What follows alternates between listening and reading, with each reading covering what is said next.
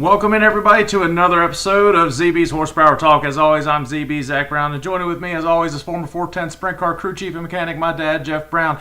We have a couple drivers locked into the final round in NASCAR and Xfinity and the Cup Series, and we are boiling it down to the final couple weeks. And World of Outlaws will be previewing NASCAR in the 305 down at Homestead, Miami this week. Should be another good race.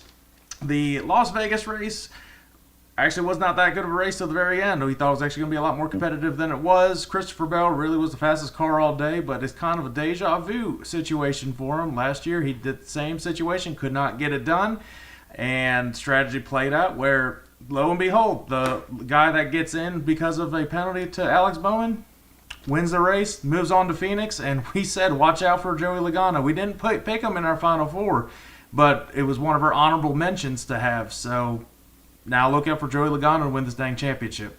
Yeah, that was a very Joey Logano-esque type win. Just does not surprise me that happened at all. It just seems like when there's strange situations, new tracks, things like that, he seems to be the one that comes out on top. Don't count him out now. He's got 3 weeks. They got 3 weeks to prepare, run simulators, everything else. So that's, he's definitely going to be one he's to. Done it. He's done it before. At least one of his championships where he went on to win. He won the Las Vegas race, and then he had all this time to prepare for it. And Kyle Larson's done it where he won Las Vegas, and during his championship run, those extra couple weeks helps out tremendously. Now you can just focus on just going out there and trying to go for a win. Now, why not just throw put it all out on the line and see what happens at at Homestead and Martinsville. But now, especially Martinsville, you don't have to worry about that one at all. So you don't have to worry about getting a wreck, and you're in. Like that's big. There still is reason to. The guys still want to run good because they can still get extra stage points, extra playoff point. I think that all resets again once you get to Phoenix. So. Every point counts. So at 1 point extra, you get a stage win in these next tracks. There's another championship point, and things like that. So they're still. It's not like they're not going to try this week. So, and now maybe not put themselves in a situation where normally you might keep your foot on the gas and might back out of it on that one. But now look at Joey possibly helping out his teammate Ryan Blaney to get into the Final Four. Now, I mean, a lot's got to happen with Blaney having terrible luck the whole weekend at Las Vegas. That was it started off bad, ended bad for him. Like it was, he had a fast car. It was working its way up the field, and he got caught up in a wreck, and then Tyler Reddick got caught up flipping. And it didn't actually look like it did a whole lot of damage from the outside, but obviously internally it broke a lot of stuff. So those drivers, that now all of a sudden they're fighting for almost a must-win at this point. Kyle Larson, he had a bunch of issues during the race, but with everybody crashing through this race and with their bad luck, he's able to still capitalize, get an 11th place finish. Likely, unless something really bad happens at Homestead, he's probably going to be heading to Phoenix as well. We talked about that. It looks like it's going to be Bell, and it looks like it's probably going to be Larson joining Joey Logano. Now, who's that other person that's going to be the wild card in all this? That's going to be the tricky thing. Is it going to be Denny Hamlin? Is Tyler Reddick going to get a win, which he very well could get a win here at Homestead? And that's all for grabs. It's kind of getting a little exciting now. Yeah, and you head to Martinsville, and if Denny Hamlin's on the outside looking in, and if there's already been drivers locked in, he can win Martinsville. He's good at all those Virginia tracks. So Martinsville's going to shape up to be a very interesting one. You better go all out, get a win here at Homestead, because Martinsville is the biggest crapshoot to head into Phoenix. For sure. And now I'm not sure. I don't know if, say, Bell and Larson could lock themselves in this week. I mean, is it possible the Final Four could be locked in before they even get to the last race? No, because they can't lock in all Final Four because somebody still has a chance to win. But yeah, you're right. Christopher Bell, I think, can get locked in this week on points, and if Larson builds enough points through stages. He's 29 points, 30 points. He's around the same that he came in at. He didn't really lose any points in this. And I think you have to have a cushion of around 50 points to a little over 50 points to be safe and pretty much locked in. Christopher Bell's got that right now, so he has a solid finish at Homestead. He's going to get locked in whether he wins it or not.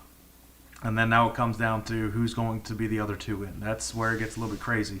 But how about this as almost a feel-good story, very big fan favorite, AJ Allmendinger locking himself into the Final Four. I didn't expect him to go out and win Las Vegas. The car was really fast, and man, he was excited. And if you want to see somebody that's a really good fan favorite, a humble guy, he's always excited just to have the opportunity to race.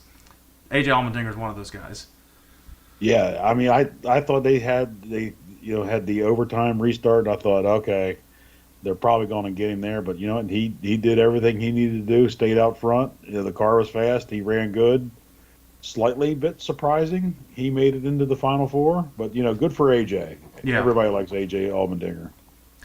Well, if anything that Las Vegas taught us anything is that you can expect the unexpected because the strategies were the way they played out, and it seems to be that way with Las Vegas. I don't know if it's because just kind of coincidental that you have to have a little bit of luck and gambling at Las Vegas at the track as well as the city. So it worked out for Logano. No one ever seems to run out of fuel these days. They have all that telemetry. They know exactly how much fuel they got, how much they're saving. They're pretty sharp when it comes down. And the Ford, when they were doing it, I'm like, there's not one car going to run out. And he had plenty of fuel for a burnout and everything else. I was like, it ain't even going to be close. Bell was catching him, but his tires started getting worn out. He wasn't making up as much ground as the laps progressed. And unless there was a late race restart, which I was hoping to see, that would have been really insane. Bell wasn't going to be able to win. They had a solid finish, and he's just frustrated that it's exactly the way it happened last year. So yeah, we'll see. I think he went on to win Homestead last year as well, if I'm not mistaken, and then he locked himself in from that. I think. I can't quite remember last year if I just Google it, so could easily just do that. But let's give some updates on power rankings heading into Homestead. We've only got a couple more weeks of power rankings, so I have shifted this quite a bit now. There's a new number one for me, so let's start at number 5, build up the suspense because that's what I do. At number 5, I moved him down a little bit. I've got William Byron still in my top 5, probably going to have a solid finish at Homestead, barring any catastrophic craziness that happens. He'll have a fast car. Denny Hamlin's down to number 4. That's because I moved this guy up to number 3. I don't even think I had him in my power rankings last week, but he's locked in the Final Four. Joey Logano's number 3 now. And number 2, I moved down 1. Kyle Larson's at number 2. And number 1, probably now the fastest, most consistent guy those last couple races, Christopher Bell is my number 1 now. Great minds think alike. We are exactly the same. All of them? Every single one. Damn, that's well. If our picks are the same this week, that's going to be crazy. So Homestead is a little bit. We'll preview Homestead. So let's give that. Then we'll give the fantasy. So Homestead's a little bit of a different type of mile and a half. It's mile and like a third or something like that, if it's technical or. Yeah, it's an actual oval, which I like. It's not the D-shaped tri-oval dogleg thing. So it's 2 straightaways and 2 corners. I mean, it's And this was one of the first tracks for this type of mile and a half that they did progressive banking, if I'm not mistaken. I think so. And it's the surfaces wore out, the fastways right up against the wall. That does make it for generally pretty exciting. So there's no room to slip up. You're going to see guys scuffing the wall, maybe scrubbing a little. Like they'll hit it, they don't really do much damage. Now talk about the progressive banking for people that don't know what that exactly means. So generally, they have it. They'll have, and in my mind, I don't know exactly how they have it laid out, but there's certain lanes. So I don't know the banking off the top of my head, but the bottom of the track where it's shorter is going to be less banking, and then in the middle of the track, a couple degrees more banking, and then at the very top, it's going to have the most banking. So it's kind of a graph going up. That way, they're trying to make it so the shorter way around you're going to have a little less grip. They're trying to make it equal to go. The guys that want to the balls are in around the outside have a little more bank to hold them up there, or if your car's handling good, you can go the short way around. They're going to, I don't want to say penalize you a little bit, but they're trying to make it not have just one groove in the track. Well, look at the drivers like Larson, Reddick, Bell to be at that wall right against it with maybe a piece of paper type thickness, and from probably them almost right off the bat. And they never smack it that often, unless Larson, he seems to do it a lot. But it's not like Darlington where you'll get your stripes every other lap. I don't know what it is, but they seem to. I wouldn't be able to do this, but the 160 miles an hour diving right into the outside, staying that full throttle the whole way. I don't know how it sticks, how they have the balls to do that. I would just stay at the bottom the whole time because that's a little nerve wracking. And it's going to Homestead is traditionally a pretty good race, even with the other generation of the finale race, the championship races at Homestead were always, in general, really, really good. They always played out to the last little bit. There was always late race cautions and late race restarts, and that's going to play a factor in this one. Now, this one isn't going to start in the evening where it ends under the lights. It's in the afternoon, so you'll still have the hot sun over it the entire day, so it'll be a hot, slick track. It's Miami. It's probably still about 90 down there, so that'll play a factor as well. Yeah, for sure. I kind of like it when they have those transition races, and it makes them, the guys that they have to build some adjustability into their setups on the car because the track's going to change. So, yeah, it was 87 here today, so yeah, it's probably in the low 90s down there. Humidity may not be quite so bad, so it'll be a little easier on the drivers inside the car. Still going to be hot, Pit road's still going to be key. That was where Larson had the worst luck. He had a wheel, they dropped the jack too soon, couldn't get a wheel tight, had to come back in a couple times. Did manage to get both of his laps back and still made a good finish. So yeah, but it's normal you can't have pit road mistakes like that and expect to get into the final four now probably. Exactly. Well, let's give our fantasy lineup and see how wrong we can be. I won last week. I had no idea I won. Everybody seemed to wreck on mine, and I didn't realize I won. I'm still ridiculously behind, but damn, I guess I did something right. So go ahead and give your lineup. I'm going to shift this over to the screen so everybody can see. You go over your fantasy lineup for Homestead, Miami. Okay, I had to move some drivers around. I don't want to use them all up before we get to the end here, so this week I have Chris Buescher, Bubba Wallace, Ross Chastain, Alex Bowman, Martin Truex Jr., which that guy is due to have a good run at least. In my garage I have Tyler Reddick. So in the featured matchups, these are tricky this week. Kyle Larson versus William Byron. I just threw a Hail Mary there, so I went with William Byron on this one, trying not to jinx Larson. Tyler Reddick versus Christopher Bell. That's another close one. Tyler Reddick, like you said, it's almost in a must-win. Christopher Bell's been the fastest car the last few weeks. I got Christopher Bell. Ryan Blaney and Truex. Smart money says probably Ryan Blaney, but, like I said, I got Truex in my lineup. Need him to do good for me, so I got Truex. And Denny Hamlin versus Chase Elliott. There's two more that are probably close to a must-win on this one, if not a must-win, these next 2 weeks. So I think Denny Hamlin's generally just a little bit faster car, so I got Denny Hamlin on that one. Well, and you look at Tyler Reddick and Christopher Bell, it's the same odds for them. So it's even Vegas is like, I don't know. All right, let's get into my lineup. So I've kind of got a theme here a little bit. I was going to use Larson again this week, but let me save him probably for Phoenix. So I've got Tyler Reddick, Ty Gibbs, Christopher Bell, William Byron, Joey Logano. Why not Joey Logano? Just throw a Hail Mary and just try to go for a win now. And Chase Elliott's in my garage. So here's my feature matchups. They're a little bit different than yours. I have Kyle Larson over William Byron. I do have Christopher Bell over Tyler Reddick, and that's just flip a coin. Ryan Blaney over Martin Truex Jr. Truex just, I don't know what it is. It's like he has good runs, and then all of a sudden bad luck will happen. Or if he just has terrible runs, it's that. It's one or the other. He has a fast car, and something bad happens, or he just has a slow car. Denny Hamlin over Chase Elliott for me. I think this is, like you were saying, almost a must-win for these drivers. It's kind of up in the air right now. And I'm saving Denny in my regular lineup, probably for Martinsville, likely. All right, the hot pick, they have Denny Hamlin as one of the favorites for it.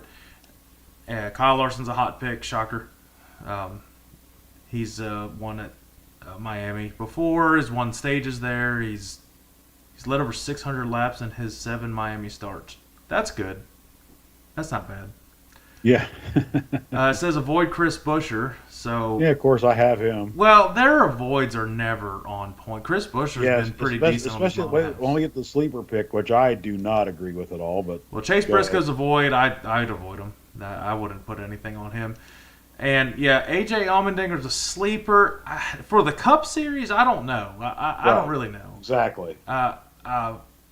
I mean, maybe just because he doesn't really have to worry about anything in Xfinity, and he can just prove us wrong, AJ. I'd love to see you have a good run. Yeah, and he could say, "Screw it, I'm just gonna go all in for the Cup Series race this weekend." Doesn't have to worry about Xfinity. He can kind of be free with it, and maybe he has a good run with that. So back to us. Well, now's the time. We've gone over what the track is probably going to show us. We were a little bit wrong with Vegas, how it was going to be exciting throughout the race with a lot of lead changes. Really wasn't. Christopher Bell dominated the race.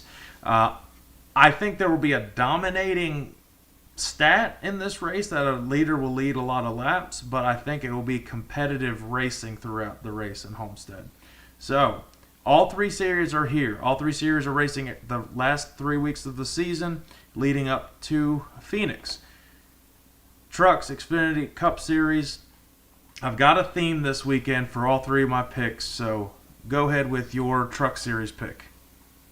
So I got, I said trucks. I don't follow a whole lot, so it seems to be there's 3 or 4 guys that only have a shot at win. So this week I have Corey Heim taking the win. I also have Corey Heim. He's probably the championship favorite. Yeah, I would say he's the championship favorite in that series. I would think so. Xfinity, who do you have? So I was a little different on this one. This guy's been quiet for a while. I got Austin Hill. Good track for him. I've got Chandler Smith to lock himself into Phoenix and win the race in Xfinity. And your final... Going all Toyota here? Yeah, if that's what you're picking up. Go ahead with the Cup Series pick at Homestead. So... I do have one of the championship drivers going in advance the next round. I have William Byron picking up the win. Mom's pick is going to be a must-win to get in the next round. Mom has Tyler Reddick. I have a little bit of a revenge race here. You already know that it's going to be a Toyota driver. Well, also the theme is the first letter of the first name of all of these drivers is C. I've got Christopher Bell winning this, locking himself into Phoenix. It's not a must-win for him, but I think after last week, he's pissed off. He's ready to go get a win and go after it this week. Christopher Bell to win at Homestead, lock into the Final Four at Phoenix. Probably a smart pick. Now he's probably going to wreck. Sorry, Christopher. The World of Outlaws is in their final 2 weeks of racing for the year. It seems like it's been so much racing, and it boils down to this. There's still a shot for Carson Macedo to win this championship. Small shot. Not much of a shot, but there's a shot. Mathematically, it can happen. Gravel's got to have a little bit of bad luck this week. He's got to have a little bit of bad luck next week. That's really what has to happen. Is it going to happen 2 weeks in a row? No. Gravel hasn't had a bad luck race. Even when he has bad luck, he doesn't have bad luck. I don't think he has a single DNF. And the ones where he looks like he's going to be down and out, the crew somehow rebuilds a whole car in 5 minutes. It's ridiculous. Yeah, it's unreal. That's championship. We've talked about his championship caliber team, and this is the first year he's raced without Brad Sweet. He's taken advantage of it and to try to get his first World of Outlaw title. They are at Riverside Speedway this week. High Limits raced here this year, and Outlaws haven't been here in a few years. They raced here last time when they were the Craftsman World of Outlaw Series. So it's been a little bit. Yeah, it's been a little bit. So talk about this track. It's a little smaller of a track than what we've seen last week. Yeah, so this is Riverside International Speedway in West Memphis, Arkansas. It is the World of Outlaws Bull Ring Blitz. So hell yeah! So that gives you an idea what we got. So we got a quarter mile, high banked bull ring. So I love sprint cars on these little high bank tracks. These have put on the best shows all year. Because I mean, it is just you're in cars, in traffic all the time. You're not going to get out to a big lead. You're going to be in traffic, and they're going to come right back to you. So I know I say it every week. Lap traffic is the key. It's really the key this week. Yeah, these tracks and these small tracks, when you're by yourself, the fast way around is going to be the top. But everybody, all 24 to 26 cars, 8 cars, whatever they're going to have, many professionals, they're all going to be on the top.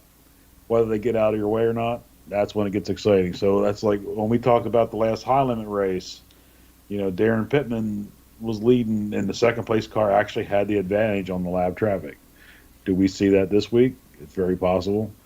Now, these outlaw guys they will abuse any car that's in their way. They are just going to run over you, through you, whatever it takes to win, which is why they are the best in the business for sure. And they have the funding for it, and there's a reason why they can run it that hard. You have they to have are a driver all that steer drivers. I mean, they are not going to back off for nobody. You need to have a driver that's going to be up on the wheels this weekend for sure.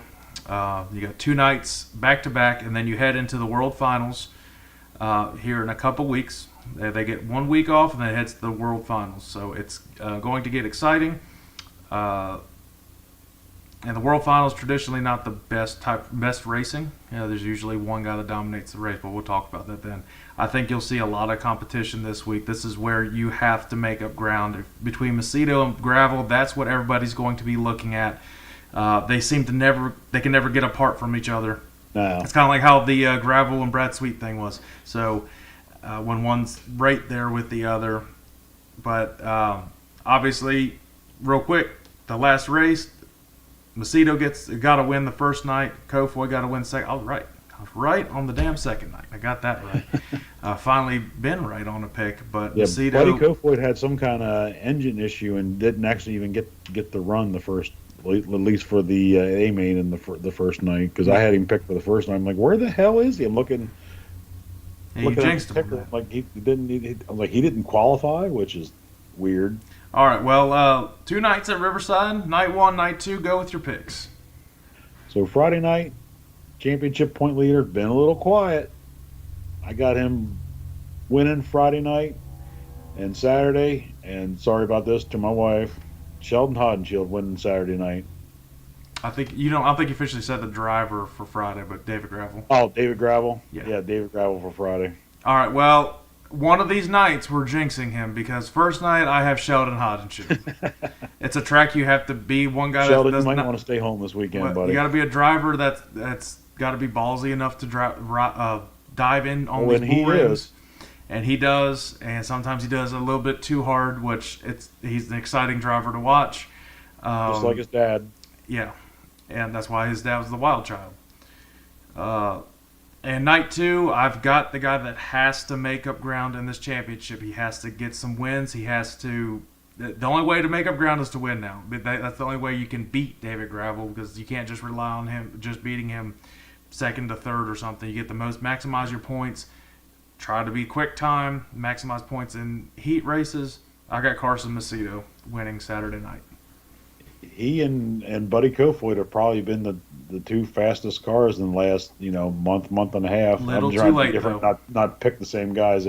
It's a little too late, but it might give you a little bit of a preview for next season if they can have this momentum ending the season. What you might see next year, you might see a 3 or 4 car battle for the championship throughout the year next year.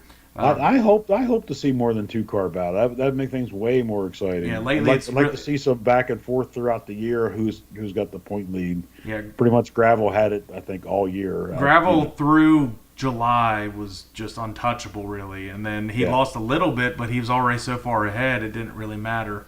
He'll be fine. Let me see what the actual point standings are so I can look at it. There we go. No, I don't want to buy anything. I just want to know the point standings. There we go. 78 points. It's been hanging around the 80-point mark for so long. So, Macedo has more top fives than him, but Gravel just doesn't not finish. So it comes down to this. So I think that does it for this week. We appreciate everybody tuning in. Make sure you share it. Follow anywhere you get your social media. We're going to work on something, possibly some guests in the upcoming, probably when the racing's all over, trying to get some guests on here. So if you know any guests, know anybody you want to reach out to, let us know too. And feel free to give them our social media information. And follow anywhere you get your podcasts. I think that does it for this week. We'll see you guys next week as we boil down to the final bit of racing.